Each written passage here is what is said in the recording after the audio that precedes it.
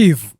Urusi imefanya mashambulizi ya makombora na ndege zisizo na rubani kwenye maeneo tofauti kote Ukraine jana Jumapili na kuharibu miundombinu ya nishati na reli na majengo ya makazi. Mashambulizi hayo yanajiri siku mbili tu kabla ya kutimia miaka 4 ya uvamizi kamili wa Moscow nchini Ukraine. Mji mkuu wa Kyiv ambao Urusi umekuwa ukiipiga mara kwa mara kwa makombora na ndege zisizokuwa na rubani tangu kuanza kwa uvamizi kamili, umekabiliwa na mfululizo wa mashambulizi ya usiku kucha katika wiki za hivi karibuni. Moscow imezidisha mashambulizi wakati huu wa baridi kali, huku jeshi la anga likisema Urusi imerusha makombora 50 na ndege zisizo na rubani 297 nchini Ukraine, ambapo makombora 33 na ndege zisizo na rubani 274 zimegunduliwa.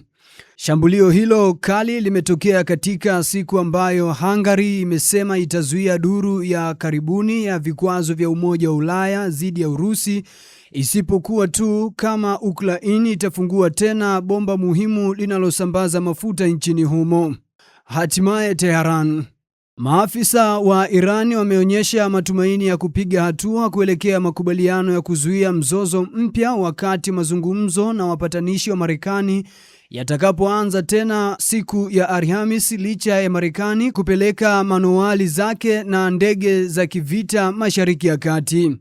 Akizungumza na runinga ya Marekani ya CBS News, waziri wa mambo ya nje wa Iran Abbas Araghchi amesema maelezo ya uwezekano wa makubaliano yanaandaliwa kabla ya mazungumzo mapya kuhusu mpango wa nyuklia wa Tehran. Araghchi amesema ikiwa Marekani itawashambulia, basi wana kila haki ya kujilinda. Hata hivyo, amesema kuna nafasi nzuri ya kuwa na suluhisho la kidiplomasia. Badri Absaid, waziri wa mambo ya nje wa Oman ambaye ni mpatanishi mkuu, amesema mazungumzo yataanza tena Alhamisi mjini Geneva kwa msukumo chanya wa kuchukua hatua za ziada kuelekea kukamilisha makubaliano hayo.